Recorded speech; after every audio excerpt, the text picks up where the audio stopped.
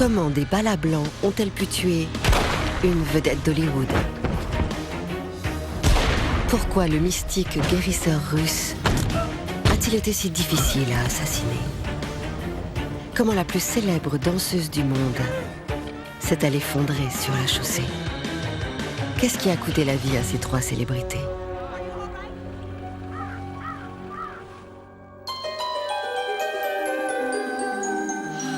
La mort frappe de bien des manières différentes, plus qu'on ne saurait l'imaginer. Certains décès sont brutaux et violents, d'autres sont lents et méthodiques. Mais quelle qu'en soit la cause, il est toujours possible d'expliquer pourquoi un individu s'effondre, victime d'une mort subite.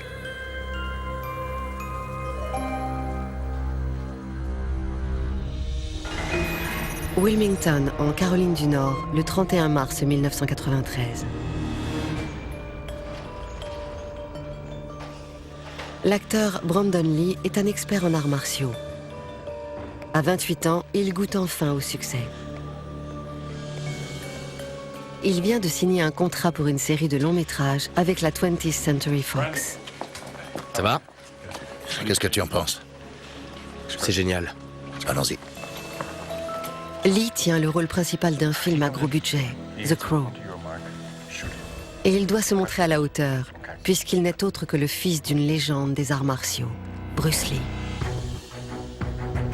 Son dernier film, Opération Dragon, tourné en 1973, est considéré par beaucoup comme étant l'un des précurseurs du cinéma d'action. Donc, tu arrives par cette porte, Ouais, tu as tes courses, voilà ta marque. d'accord. Il saute et te tire dessus. Des questions? Non. Bien. La scène que l'acteur s'apprête à tourner n'a rien de compliqué. Michael? Il doit atteindre sa marque et se faire tirer dessus par un homme armé de ce revolver. Et ce n'est pas une arme factice. D'après l'expert en armes à feu Dave Brown, c'est une pratique courante sur un plateau de tournage. On utilise de véritables armes à feu. Ça rend mieux sur grand écran. Paradoxalement, elles sont plus sûres à manier parce qu'elles sont bien mieux faites que les fausses. Prêt pour le flingue? L'un des moyens de rendre l'arme inoffensive, c'est de la charger avec des balles à blanc. Une balle à blanc est une cartouche sans projectile. Silence pour la répétition. La cartouche ne contient pas de balles, mais en revanche, elle contient beaucoup de poudre à canon.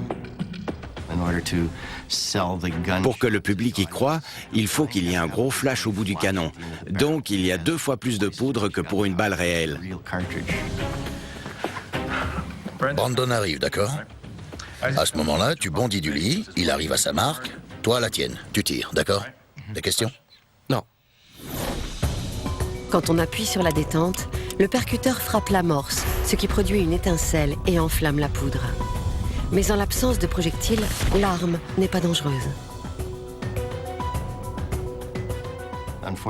Malheureusement, quelques semaines plus tôt, ils avaient laissé une balle dans le barillet. Pour le tournage d'une autre scène, l'arme avait été chargée avec des balles factices. Ce sont en fait de vraies balles, utilisées pour les gros plans. Mais elles ne contiennent pas de poudre, ce qui les rend inoffensives. Du moins, c'est ce que croit l'équipe de production. La balle était enfoncée dans le barillet. Elle était pratiquement invisible. À moins de regarder à l'intérieur du barillet, personne ne pouvait la voir. Normalement, la balle aurait dû être découverte par un expert en armes à feu. Malheureusement, l'expert qu'ils avaient engagé n'était pas là. Il lui avait dit de rentrer chez lui. Une décision qui va s'avérer fatale. C'est bon, on va tourner. Moteur. Une cartouche à blanc chargée de beaucoup de poudre. Action. Avec une balle factice logée dans le barillet. C'est une arme mortelle.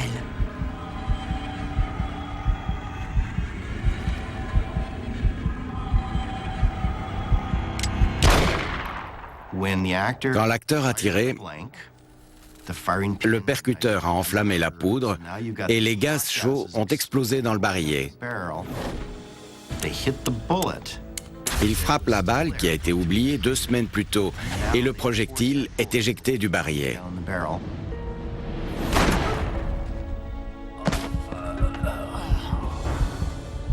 Avec cette arme, la balle est projetée à la vitesse du son.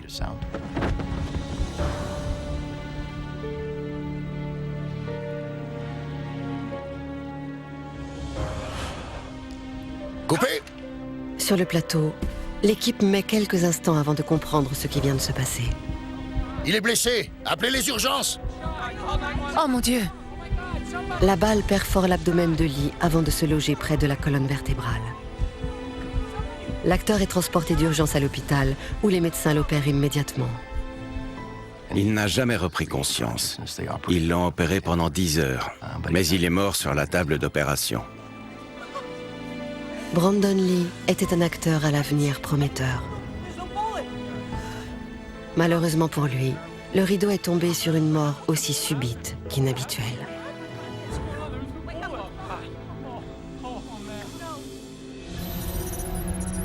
Saint-Pétersbourg, en Russie, le 16 décembre 1916.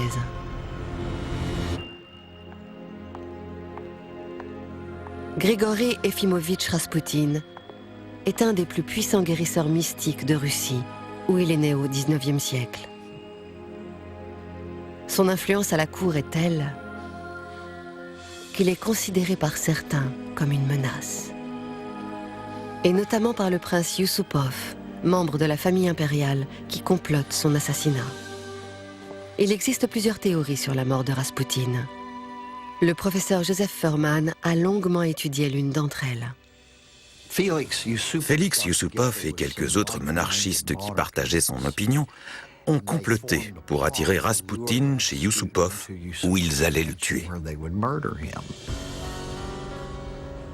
Du moins, c'est ce qui était prévu. Grigory Raspoutine va bientôt devenir l'un des personnages les plus célèbres du monde. Pas seulement pour ses talents de guérisseur, mais également pour sa capacité à défier la mort. Quand vous essayez de tuer quelqu'un, ce n'est pas toujours simple. La personne peut ne pas mourir tout de suite. Ce qui vous semblait au départ très facile peut s'avérer très difficile. Dans ses mémoires, Yusupov raconte qu'il sert à Raspoutine un repas arrosé de vin et plusieurs gâteaux au dessert, contenant du cyanure de potassium, un poison mortel fulgurant.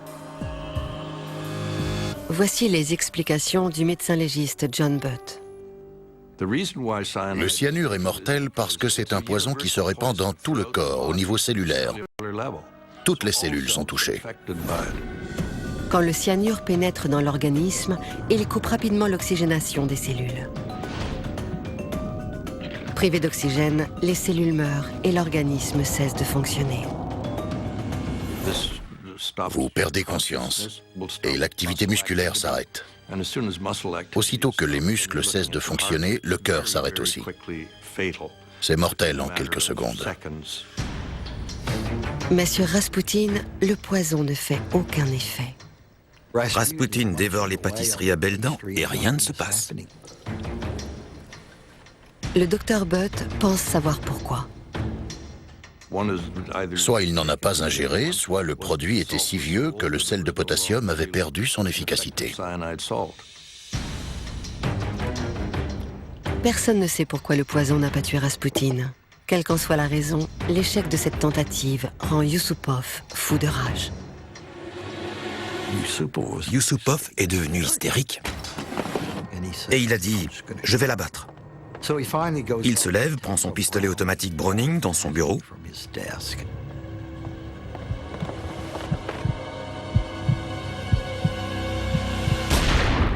Et il tire une seule fois sur Raspoutine. Il l'atteint au niveau du foie et des reins. C'est un tir mortel. Yusupov pense en avoir fini, mais quand il repart vers les escaliers, il a un étrange pressentiment. Il a ressenti le besoin de voir le corps. Donc il revient dans la pièce, seul, et il s'agenouille. Il se penche sur le visage de Raspoutine et soudain, il voit sa paupière trembler.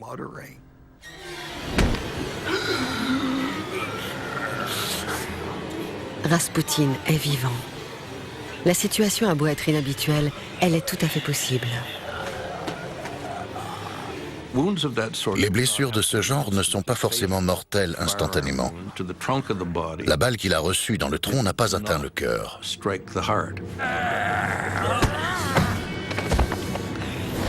Lorsqu'une balle touche le foie ou les reins, cela déclenche une hémorragie. Mais il peut s'écouler 1 heure avant que la victime se vide de son sang et meure. Ça dépend de la constitution de l'individu. Ce n'est pas surprenant qu'il ait pu se lever et marcher sur une courte distance. Suffisamment loin pour échapper à ses assassins. À ce moment-là, les autres conjurés ont accouru de toutes parts. Mais Rasputin s'est volatilisé. À suivre, comment un homme apparemment immortel Les conspirateurs se sont rués sur lui et l'ont frappé. a-t-il finalement rendu l'âme?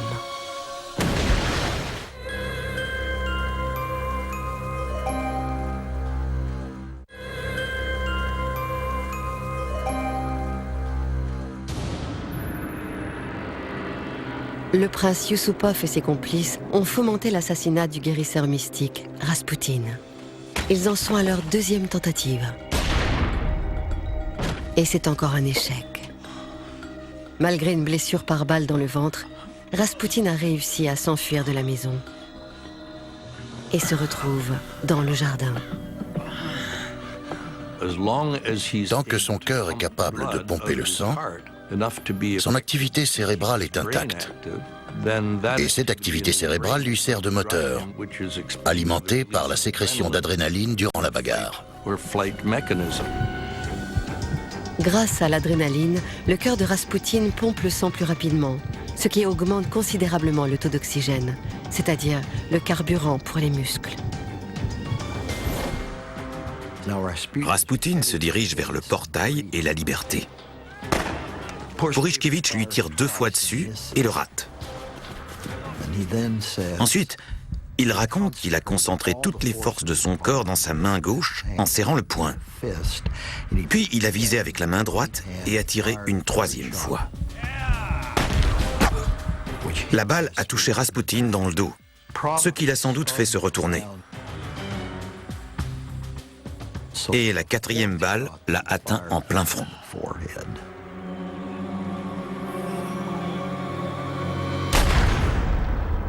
Rasputin ne bouge plus, mais le prince Yusupov et les autres conjurés ne sont pas certains de sa mort. Les conspirateurs se sont rués sur lui et l'ont frappé.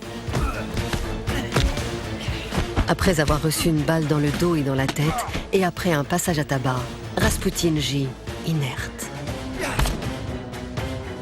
Mais ils n'en ont toujours pas fini avec lui. Dans le jardin, il a été enveloppé dans une couverture.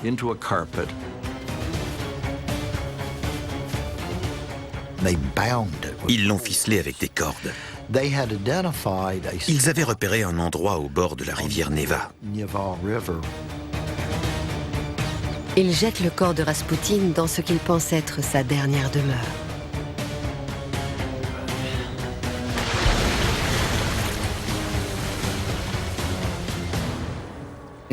Il a fallu 2 jours pour retrouver le corps.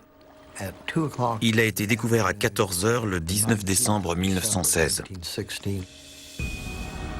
Une fois que la police a sorti le corps gelé de Rasputin de la Neva, on l'installe sur la table d'autopsie.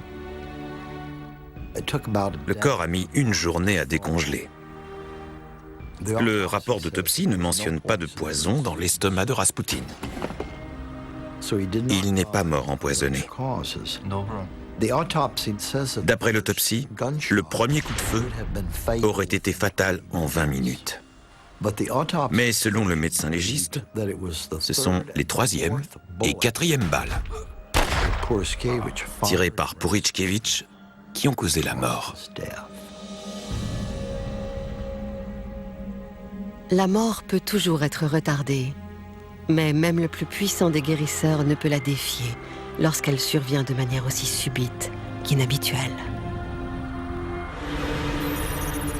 Nice, le 14 septembre 1927.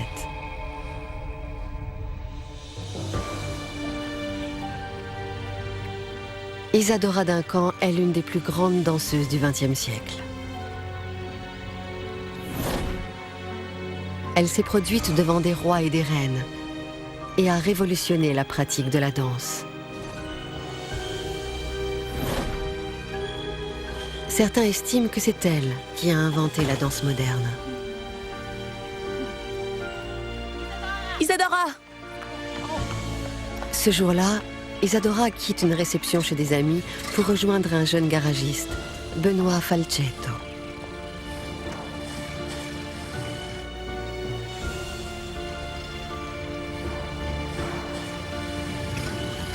Connue pour son amour du théâtre, il y a un accessoire dont Isadora se sépare rarement. Une magnifique écharpe en soie.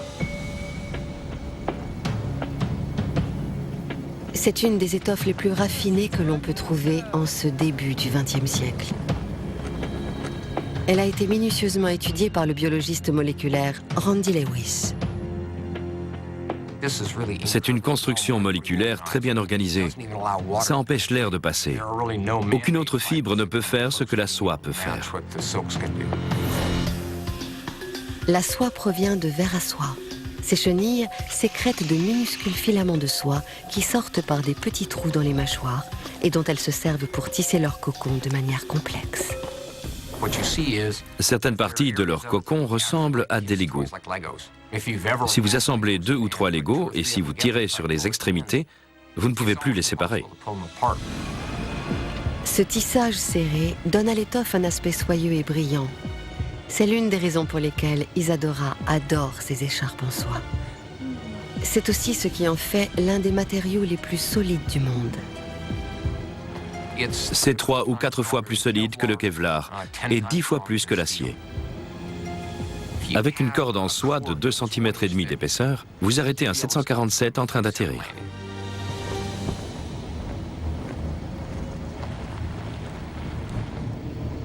Voilà pourquoi sa vie ne tient plus qu'à un fil.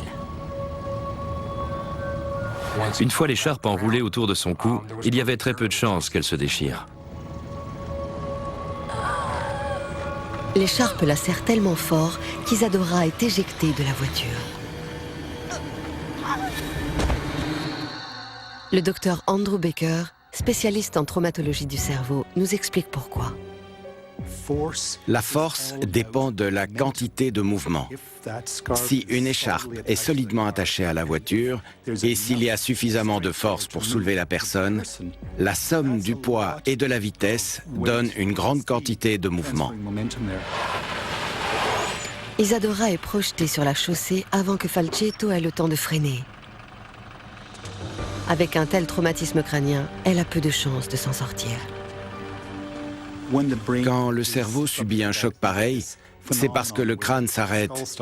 Mais le cerveau est projeté en avant, puis en arrière. Ça provoque une hémorragie qui augmente la pression intracrânienne, ce qui coupe l'arrivée du sang au cerveau. Vient ensuite le coma et la mort. Isadora Duncan a dansé pour des milliers de fans. Mais malheureusement, sa dernière danse était réservée pour une mort aussi subite qu'inhabituelle. Alors n'oubliez pas, quand on veut jouer un rôle, la réalité peut dépasser la fiction. Et si vous voulez vous débarrasser de vos ennemis, soyez prêts à tout. Et enfin, rappelez-vous que les plus belles choses du monde peuvent aussi être mortelles. L'acteur, le guérisseur et la danseuse. Tous trois étaient riches et célèbres, vivant dans un conte de fées. Ça va? Qu'est-ce que tu en penses? Sans penser un instant que tout se terminerait non pas par un dénouement heureux, mais par une mort subite.